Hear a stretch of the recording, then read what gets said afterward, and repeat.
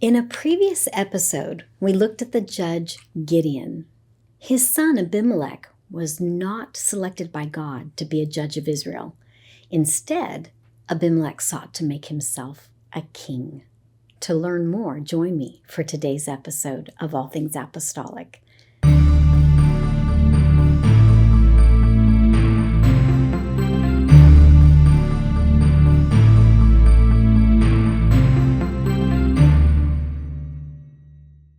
The story of Abimelech is detailed in the book of Judges, chapter 9. Verse 1 says that Abimelech was the son of Jerubbaal. Gideon was called Jerubbaal by his father after Gideon destroyed his father's altar of Baal. Jerubbaal probably means let Baal contend, because Gideon's father was saying that Baal would contend with Gideon about the altar, as opposed to letting the townspeople kill him for destroying the altar. Gideon judged Israel for 40 years and brought peace to the land. He also refused to be made king over Israel, but in the end, he acted somewhat like a typical Near Eastern king, including the fact that he had many wives and fathered 70 sons, and one of his sons from a concubine was named Abimelech, which means my father is king. Now, Abimelech's mother was from Shechem. Shechem was an ancient biblical city located in central Israel, southeast of Samaria. It was approximately 40 miles north of Jerusalem. Shechem was the place where Abraham stopped at the tree of Moreh and received God's promise of land. Both Abram and Jacob built altars to God at Shechem. It was also the place where Jacob's daughter Dinah was raped, and 2 of her brothers avenged her by slaughtering the men of the city. Shechem was located between Mount Ebal and Mount Gerizim. It was important because of its position in an east-west pass between the 2 mountains. Before entering Canaan, Moses had instructed Israel to have a renewal of the covenant. 6 tribes would stand on Mount Gerizim to bless the people, and 6 tribes would stand on Mount Ebal to curse. The Levites would stand between them in the valley and speak 12 curses, and to each curse the people would reply, Amen. After the battle of Ai, Joshua brought the Israelites to this spot, and they did just as Moses had commanded. Shechem was part of the Promised Land, and it served as a Levitical city of refuge. It's where Joseph's remains were buried. It was there that an aged Joshua gathered the Israelites to beg them to follow God. In the last chapter of the book of Joshua, the old leader called all of the tribes of Israel to Shechem to renew their covenant. Joshua set a great stone called the sacred pillar beneath a sacred oak to serve as a witness of the covenant. That sacred oak and pillar reappear in Judges chapter 9, and we'll talk about that more in a moment. But the main point is that there was a lot of history in this city. Abimelech went to Shechem and communed with his mother's brethren and all the family of the house of his mother's father. Since Abimelech was the son of a Shechemite concubine, he was technically an illegitimate son. Abimelech asked his extended family whether they would prefer to have all of Jerubbaal's sons, a total of 70, reign over them, or just one. And he reminded them that he was their bone and flesh. In the hearing of the men of Shechem, his brethren declared that they would follow Abimelech. Then they gave him 70 pieces of silver, which would have been shekels, out of the temple of Baal-berith, and with the money, Abimelech hired basically a mercenary army. I want to stop and make a few points here. First, the temple of Baal-berith stood on the acropolis of the city. Baal-berith means Baal of the covenant. The name could have been referring to Baal, the Canaanite storm god and the god of fertility, or it could have been a name specific to a city god of Shechem, or it could have been a title because of some syncretistic blend of the worship of Yahweh with the pagan worship of Baal. Second, a town of Shechem's size would have had potentially several hundred people eligible to be in the army. but they probably would have been uncomfortable with the task of execution. So Abimelech hired a group to help him do his dirty work. Third, it's interesting that the temple treasury paid out 70 shekels for the 70 lives of Gideon's sons. Now, it wasn't unusual for a temple to provide financial backing for military activity if the deity of that temple supposedly supported it. But 70 shekels for 70 lives, that's just 1 shekel apiece. Compare this with the 50 shekel per male ransom price in Leviticus 27, or the typical 20 shekels for a slave. To have only paid 1 shekel apiece is an indication of how little the lives of the sons of Gideon were valued. So the Shechemites sided with Abimelech and colluded to make Abimelech their ruler. Abimelech and his men went to his father's house at Ophrah and slew Gideon's other sons upon 1 stone.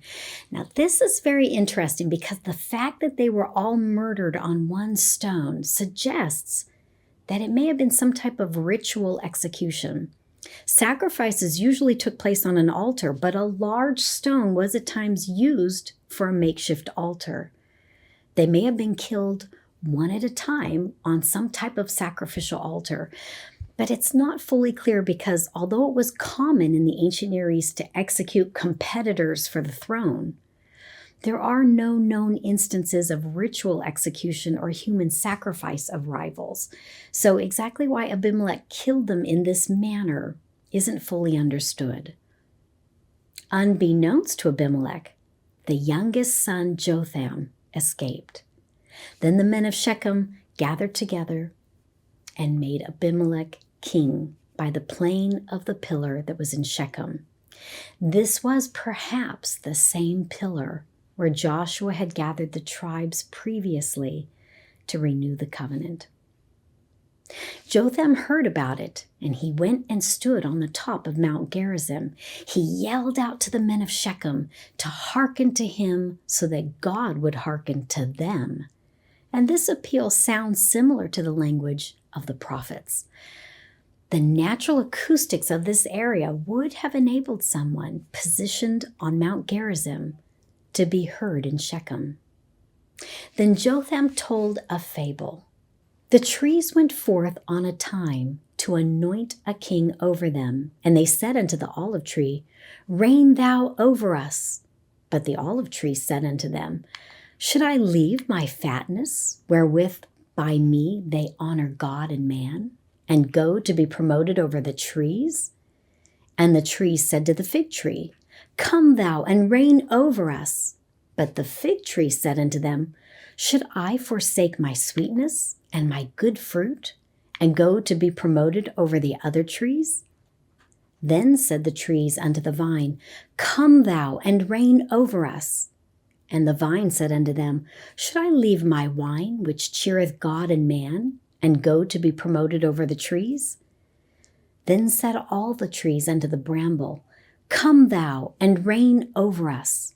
And the bramble said unto the trees, If in truth ye anoint me king over you, then come and put your trust in my shadow. And if not, let fire come out of the bramble and devour the cedars of Lebanon.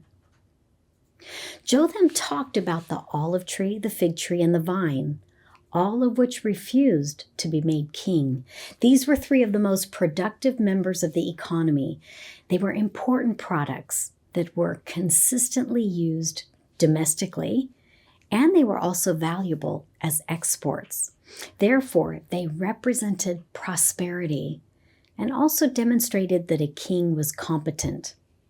The olive tree, the fig tree, and the vine did not want to give up their calling.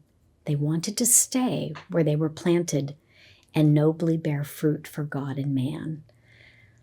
The type of bramble or thorn bush or briar is unknown.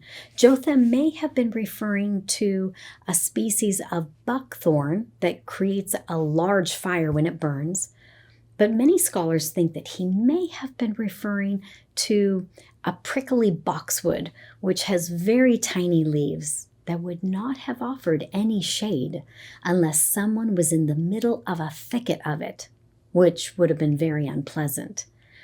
Unlike the trees and the vine, the briar was excited about this unexpected honor of being asked to be king. The briar, full of thorns and not able to cast much of a shadow, is analogous to a person who is worthless. Jotham told the allegorical story to mock Abimelech's false kingship.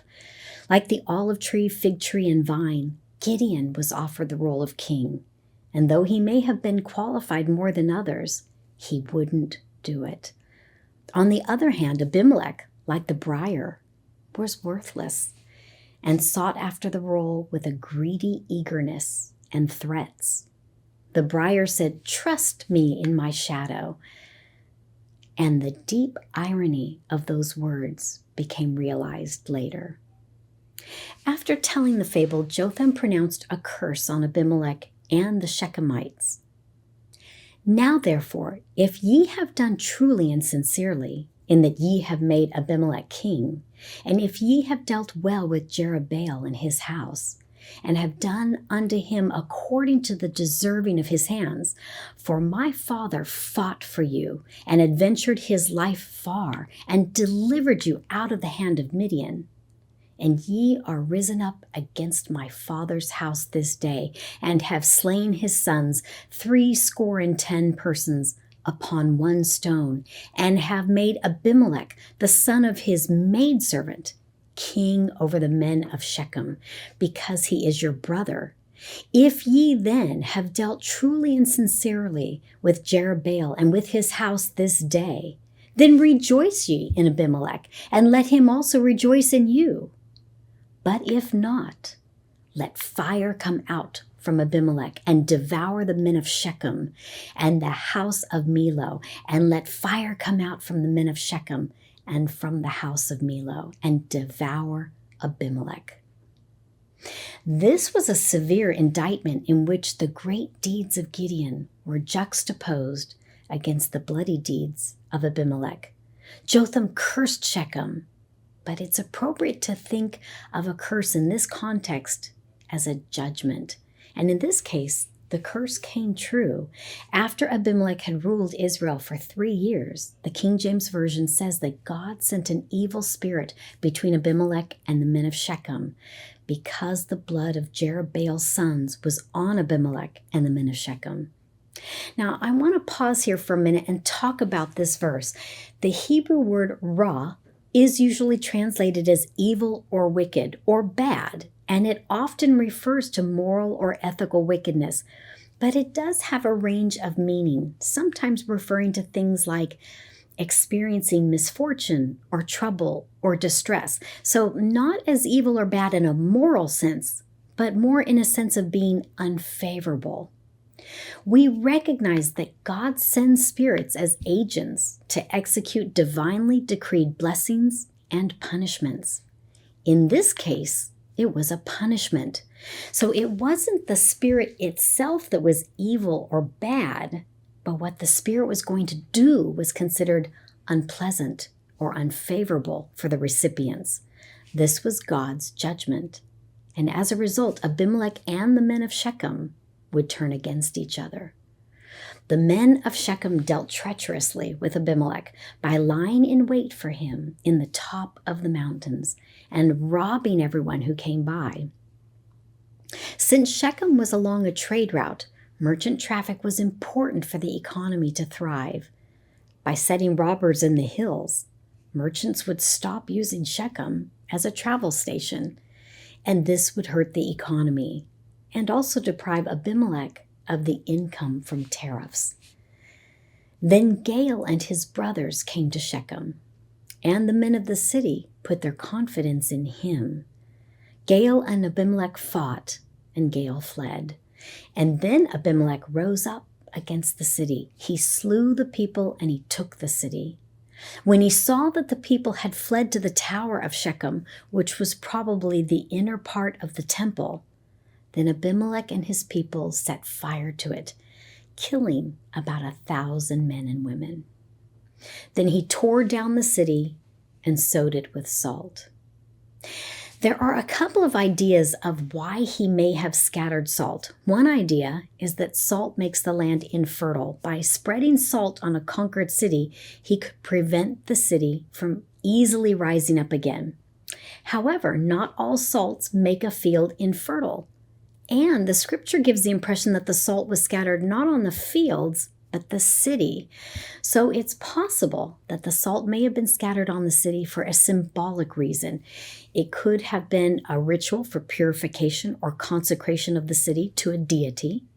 Salt also symbolized impurity, so it could have been basically used like a curse, that the land would have no progeny. Then Abimelech went to Thebez and besieged it and captured it. Inside the city, all the people locked themselves in a strong tower. Abimelech was going to burn it as he had the temple in Shechem. But when he approached the entrance to the tower, a woman dropped an upper millstone on his head and cracked his skull. Now, it is doubtful that it was the large upper stone of a rotary quern at the mill, which became generally used during the Iron Age, but it was probably a smaller round molar used to grind grain, and it would have weighed probably about 4 or 5 pounds. Abimelech was fatally wounded, but he didn't die immediately, so he had his armor bearer spear him, so it wouldn't be said that he was killed by a woman. The chapter concludes by saying that God rendered the wickedness of Abimelech, which he did unto his father in slaying his 70 brethren. And all the evil of the men of Shechem did God render upon their heads, and upon them came the curse of Jotham, the son of Jerubbaal. Now, I love when archaeology supports the Bible, and archaeological evidence corroborates the story of Abimelech and his destruction of Shechem. There appears to be a destruction in the mid-12th century BCE, which fits the general biblical chronology for the period of the Judges. A great fortress temple has been excavated there and has been identified as the temple of this chapter in the Bible. It was huge by Canaanite standards. It is the largest temple found yet in Canaan, measuring 70 feet wide by 86 feet long, and 2 stories high. Here the citizens of the city took refuge against Abimelech's attack, and there is evidence that the temple was destroyed by a massive fire, which is consistent with Abimelech setting fire to the tower. In front of the temple is a courtyard with a sacred stone that presently is almost 5 feet wide and 16.5 inches thick and stands almost 5 feet high, but it was much higher and was broken in antiquity. This sacred stone may be the pillar where the coronation ceremony took place when Abimelech was declared king. Evidence of massive destruction from the time of Abimelech has been found throughout the site, attesting to his razing of the city. The site was apparently abandoned after Abimelech's destruction. But the city's history did not end there. Because of its important geographic location, it quickly became powerful again and was a prominent city during the period of Israel's monarchy. One thing I want to clarify is that nowhere in the Bible is Abimelech called a judge. He was not a judge. In fact, he breaks the type of a judge of Israel because rather than being a deliverer of Israel from an oppressing enemy, he created an internal political issue. And he died as he had lived, by violence. So why did God want the story of Abimelech to be included in the Bible? Besides the obvious answer that it's part of the chronological history of this time period, the story of Abimelech also describes the unsettled, violent state of affairs during this era of the Judges. There were repeated periods of chaos with political fragmentation, infighting, and disunity, and spiritual and moral depravity. Remember that in this period, an overarching theme is that there was no king in Israel. Everyone did as they saw fit in their own eyes. Abimelech attempted to become king of Israel by taking control of Shechem, and he secured his illegitimate rule through violence. He became king by the will of the people and not by the will of God. He was not God's chosen leader. This dark time of Israel's history was another reminder that Israel and the world needed godly leadership, which would eventually come later through the Davidic kingship and ultimately through the kingship of Christ. Thank you for joining me for today's episode of All Things Apostolic. And until next time, take care and God bless.